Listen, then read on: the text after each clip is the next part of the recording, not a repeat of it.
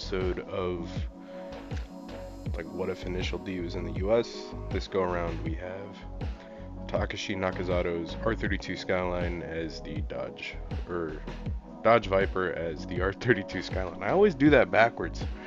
I always say the original as the new car instead of the new car as the original. Yeah, no, whatever. Anyway, yeah, Dodge Viper. I pretty much picked this car because the Skyline was like the big bad sort of. And so was the Viper. I'm kind of like trying to put the words together here. Anyway, so I picked the 99 Dodge Viper, which is a barn find car. So can't really get one on the auction house. So the main rules for the crap going outside. The main I made that sound so bad. Like, oh man, it just went outside.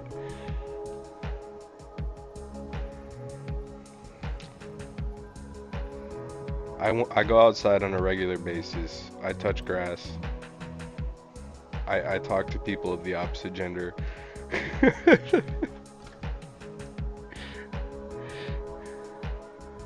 And other genders. I guess I should.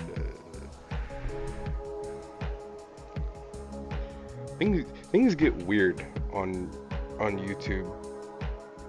I've had videos taken down for really stupid things. Like that incident right there is probably worse than what I've had. No, that for sure is worse than what I've had videos taken down for. All it takes to piss off one person. Anyway, back to why we're here.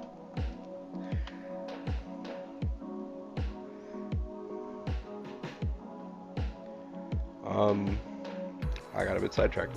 Anyway, so the main rules for the like what if Initial D was in the US are: number one, the car has to be from a United States manufacturer. It doesn't have to be a US DM model.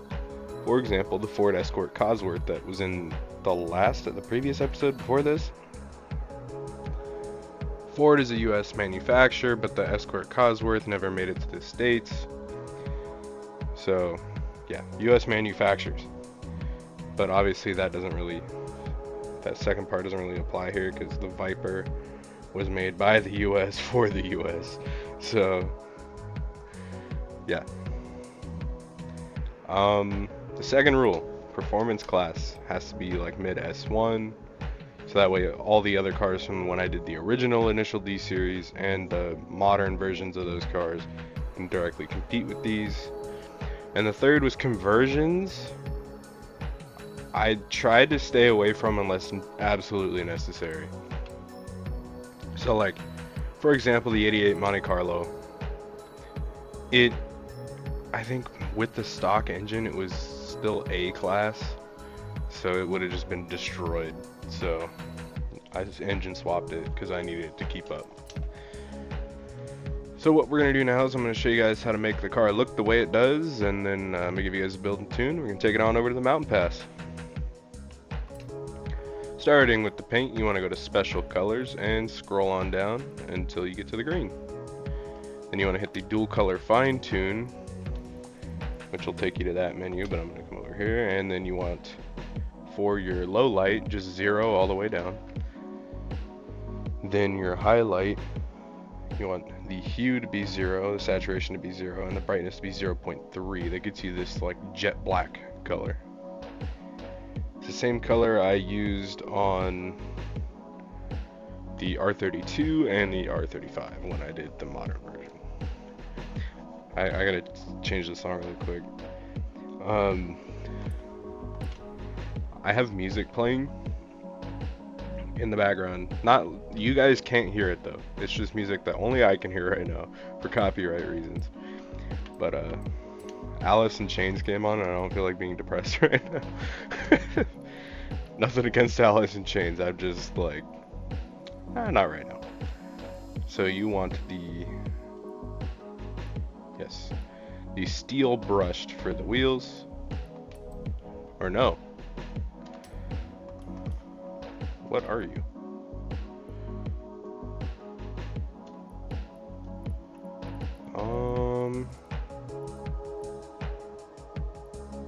There we are. Aluminum semi-gloss, there's our color. And of course tint the windows black. Now for the oh wait, sometimes I don't know about myself. Then pretty much you want to get the Night Kid sticker. So on the GTR there's like a secondary window behind the main window. Sticker goes there, but obviously this car doesn't have that, and we can't put stickers on windows. So I just went ahead and put it on the rear 3/4.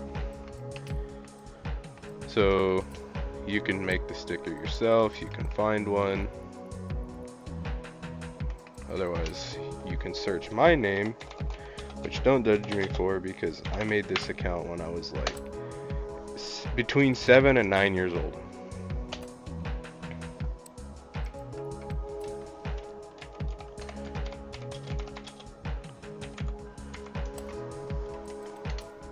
I was really little when I made this account, so don't judge me on the name, and I'm too much of a cheap ass to change it.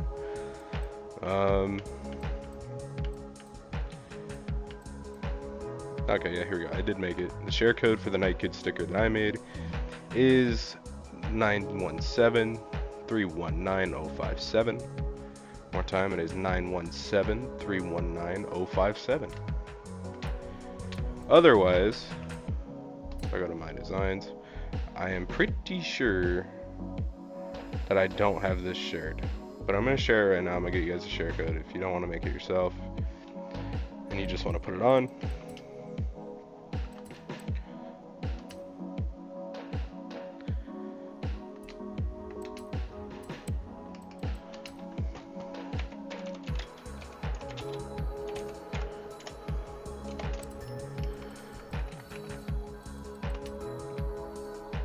Share code for the design is 157062357.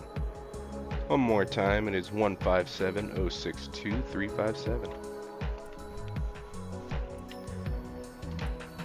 Moving on over to the build, and apparently I click on the paint again, but the build.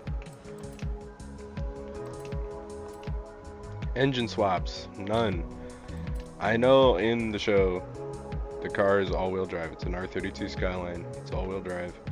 But I didn't really want to mess with conversion, so I left it rear-wheel drive. And then naturally aspirated. Then as far as aero, I left it stock all around. For the tires, you want the semi-slick race tire compound. As far as which one of these is completely up to you. You can do the red lines, you can do the white letters, and you could do the black walls. Something about those white letters, man. I love white letters. Love that shit. 275mm front tire width, 335mm rear tire width. The rim size, leave it stock front and back. As far as the wheels themselves, why do I don't know how to say that. So in the sport rim style, you want these wheels right here. You want those ones. For the rear on the track width, you want the widest you can go. And then for the front, you want the narrowest upgrade. So still an upgrade, but the narrowest one. I accidentally backed out of the menu. Drivetrain, race clutch, race transmission, race driveline, and drift differential. Race brakes, race suspension, race front anti-roll bars, race rear anti-roll bars, no roll cage, Man, my allergies are killing me right now. Weight rate, blah, blah, blah, blah. Race weight reduction.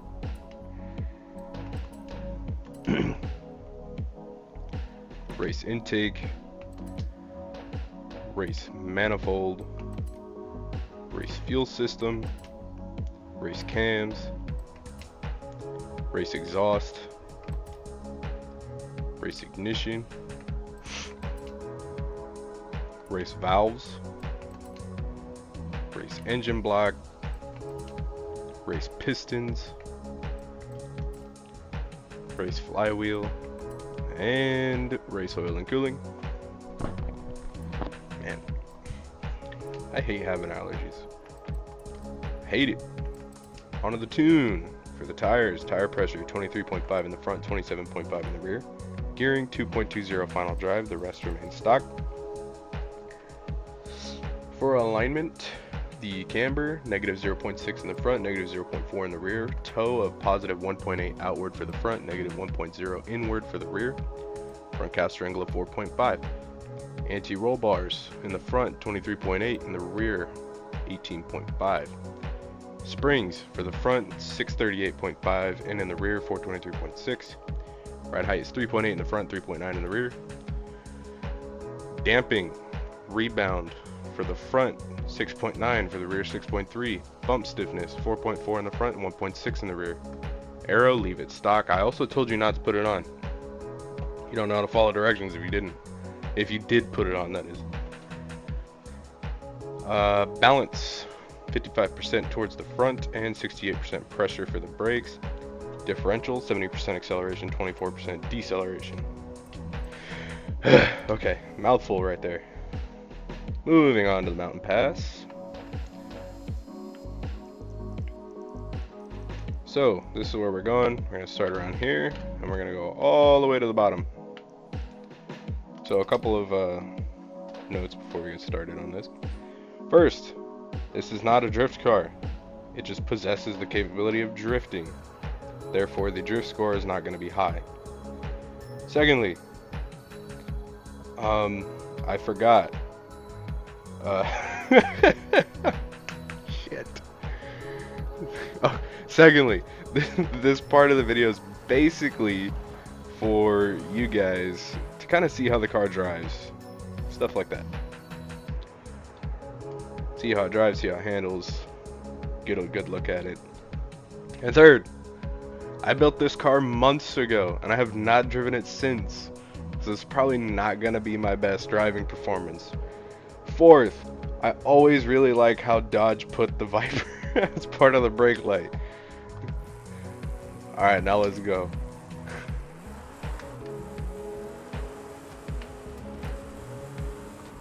Fifth, I always really liked how these sounded.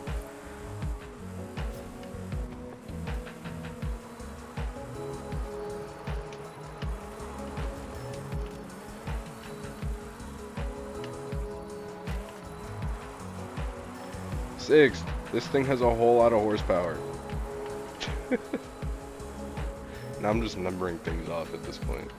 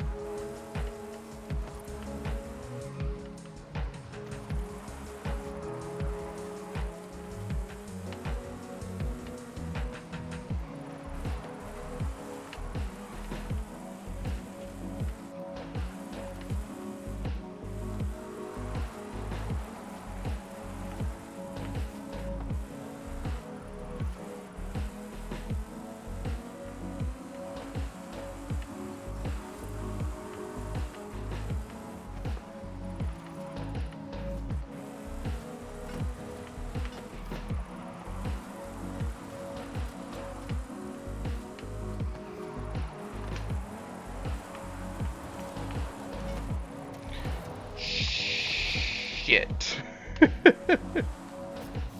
No! I failed it. Damn it! Alright, you know what? That never happened. I never spun out. what's crazy is throughout the entirety of the Initial D series, the What If Initial D was in the Modern Day series, and up until this point of the What If Initial D was in the US, I have never spun out. And I just did. But if you guys say that, I'm gonna call you a liar. And I'm gonna say it never happened. Alright? So if I see all you guys typing away in the comments that I spun out, I'm gonna reply, I have no idea what you're talking about. No, I didn't. Alright, that's my response. I have no idea what you're talking about. No, I didn't. You're a liar. Now, if you say, you definitely didn't spin out, or like, you never spun out, I'm gonna be like, yeah, good job, you're a truther. Your pants will not be on fire today.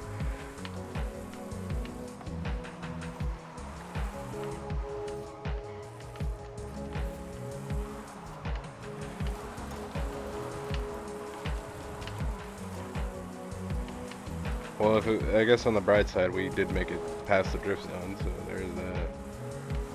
I spun out at the end of the drift zone too. That's what's like kind of irritating.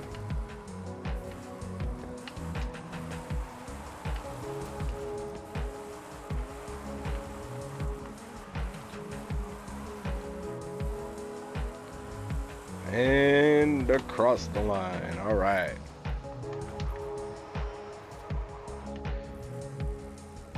I'm gonna pull over here where I got a little more room, and we're gonna do some donuts. That's how we end off all the videos around here. I do not condone intersection donuts in real life, especially in relation to takeovers and sideshows. That stuff's not cool. Y'all look stupid.